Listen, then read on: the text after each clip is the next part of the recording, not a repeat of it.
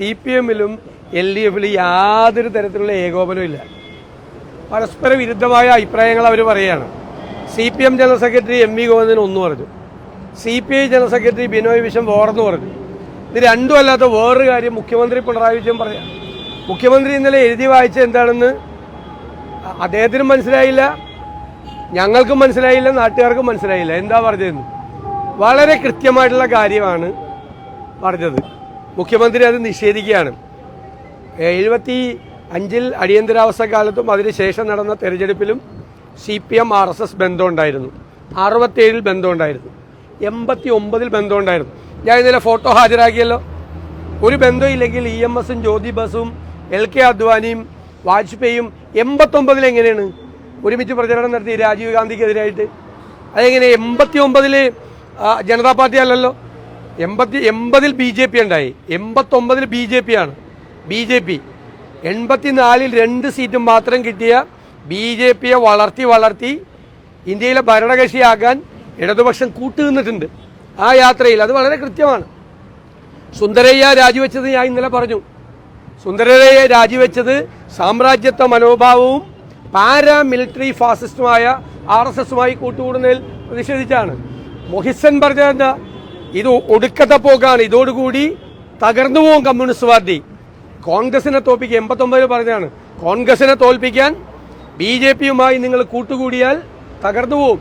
2 കാലിൽ എണീറ്റിരിക്കാൻ പറ്റാത്ത പാർട്ടിയായി CPM-ഉം CPI-യും ഇന്ത്യയിൽ. ഇത് യാഥാർത്ഥ്യമാണ്. തെരഞ്ഞെടുപ്പിൽ ഇതൊക്കെ ചർച്ചയാണ്. അല്ലെങ്കിൽ തന്നെ ഇപ്പോഴും ആ ബാന്ധവം ഉണ്ടെന്നാണ് ഞങ്ങൾ പറയുന്നത്. കഴിഞ്ഞ പാർലമെന്റ് തെരഞ്ഞെടുപ്പിന്റെ അന്നല്ലേ EP ജയരാജൻ പറഞ്ഞത്, ഞാനാണ് ആരോപണം ഉന്നയിച്ചത്. കേരളത്തിലെ LDF-ന്റെ കൺവീനറായിരുന്ന EP ജയരാജനും കേന്ദ്രമന്ത്രിയും BJP നേതാവും തിരുവനന്തപുരത്തെ സ്ഥാനാർത്ഥിയും ഇപ്പോഴത്തെ BJP സംസ്ഥാന പ്രസിഡന്റുമായ രാജീവ് ചന്ദ്രശേഖറുമായി ഒരുമിച്ച് ബിസിനസ് ചെയ്യാണ്. CPM-ൽ ഇത് നടക്കുമോ?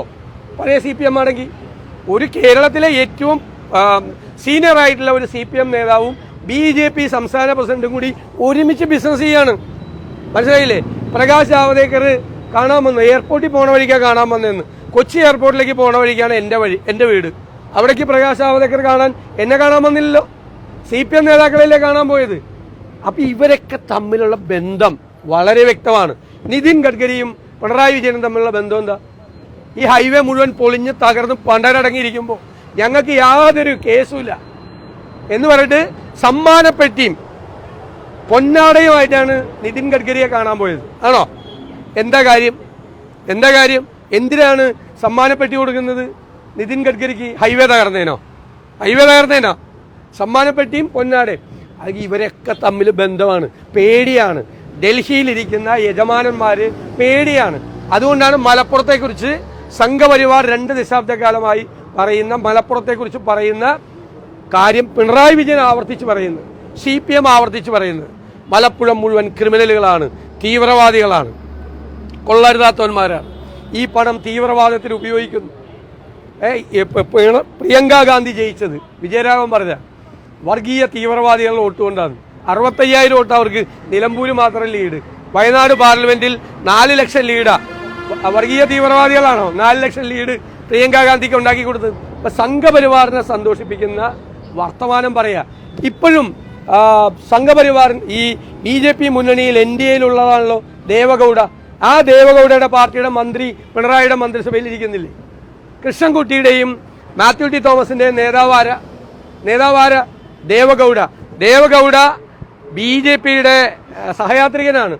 ഒരുമിച്ചാണ്, മുന്നണിയാണ് അവർ. കാരണം എന്താ ധൈര്യമുണ്ടോ പിണറായി വിജയന് അവരുടെ ഈ BJPയുടെ ഘടകകക്ഷിയായ ആ ദേവഗൌഡയുടെ പാർട്ടിയുടെ മന്ത്രിയെ ഇതിൽ നിന്ന് പുറത്താക്കാൻ? അപ്പം നാഗ്പൂരിൽ നിന്ന് വിളിച്ചു പറഞ്ഞു RSS കേന്ദ്രത്തിൽ അയാളെ തുടരാൻ അനുവദിക്കണമെന്ന്. അപ്പോൾ തുടർന്നു. നാഗ്പൂർ കേന്ദ്രത്തിലാണ് ഇരുന്നാണ് ഇപ്പോൾ കേരളത്തിലെ ഗവൺമെന്റിനെ നിയന്ത്രിക്കുന്നത്. അത് യാഥാർത്ഥ്യമാണ്, എല്ലാവർക്കും അറിയാം. അതുകൊണ്ടാണല്ലോ ഹിന്ദുവിൽ ഇന്റർവ്യൂ കൊടുത്ത് മലപ്പുറം കുഴപ്പമാണ് എന്ന് പറഞ്ഞ് ഇന്റർവ്യൂ കൊടുത്ത് ഈ ഡൽഹിയിലിരിക്കുന്ന യജമാനന്മാരെ സന്തോഷിപ്പിച്ചത്. അത് തന്നെയാണ് ഇവിടെ. അപ്പോൾ അവിടെ ഇതൊക്കെ ഞങ്ങൾക്ക് നന്നായിട്ട് അറിയാം. തുടങ്ങുമ്പോൾ BJPക്ക് സ്ഥാനാർത്ഥി ഇല്ലാതെ വരുന്നു, പിന്നെ ദുർബലനായ സ്ഥാനാർത്ഥി വരുന്നു. അതിനെല്ലാം മറികടന്ന് ഉജ്ജ്വലമായ ഭൂരിപക്ഷത്തിൽ അവിടെ ആര്യാടെ ജയിക്കും. എങ്ങനെ? ഞങ്ങൾ പറഞ്ഞല്ലോ 15,000 വോട്ടിന് ജയിക്കുമെന്നാണ് ഞങ്ങളുടെ കണക്ക്. ഈ പോക്ക് CPM പോകുന്നതുകൊണ്ട് ഞാൻ പാലക്കാട് ഇത് തന്നെ പറഞ്ഞത് 15,000 ഞങ്ങളുടെ കണക്ക്. അതിൻ്റെ മീതെ പോകും എന്ന് ഞാൻ തെരഞ്ഞെടുപ്പിൻ്റെ തലേദിവസം പറഞ്ഞു. അത് മീതെ പോയി 18ആയി. ഇവിടെ 15 ഞങ്ങളുടെ കണക്ക്. ഇത് ഇവർ ഇത്രയൊക്കെ ചെയ്തു വയ്ക്കുമ്പോൾ തീർച്ചയായിട്ടും അതിൻ്റെ മീതെ പോകാനുള്ള സാധ്യതയും കാണുന്നുണ്ട്. ഈ സ്വതന്ത്ര സ്ഥാനാർത്ഥിയുടെ പെർഫോമൻസ് എന്താ വിലയിരുത്തുന്നത്? ഞങ്ങളെ ഒരു തരത്തിലും ബാധിക്കില്ല. ഞങ്ങൾ പൊളിറ്റിക്കൽ ഫൈറ്റാണ്, 1ഉം 2ഉം UDFും LDFും തമ്മിലുള്ള പൊളിറ്റിക്കൽ ഫൈറ്റാണ്. ബാക്കിയുള്ള കാര്യങ്ങളൊന്നും ഞങ്ങളെ ബാധിക്കുന്ന കാര്യമാണ്.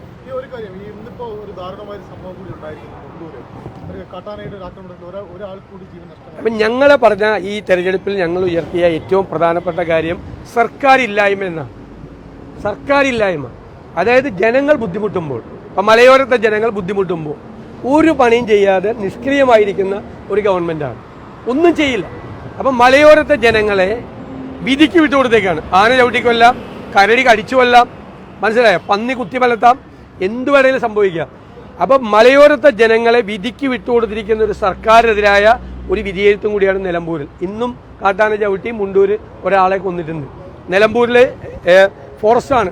എല്ലാ ഭാഗത്തും ജനങ്ങൾ ഭീതിയിൽ ജീവിക്കുന്ന ഒരു നിയോജകമണ്ഡലത്തിലാണ് ഇന്ന് തെരഞ്ഞെടുപ്പ് നടക്കുന്നത്. തീർച്ചയായും അവിടെയും ഈ സർക്കാരില്ലായ്മ, മനസ്സിലായില്ലേ, അതിൻ്റെ പ്രതിഫലനം തെരഞ്ഞെടുപ്പിലുണ്ടാവും.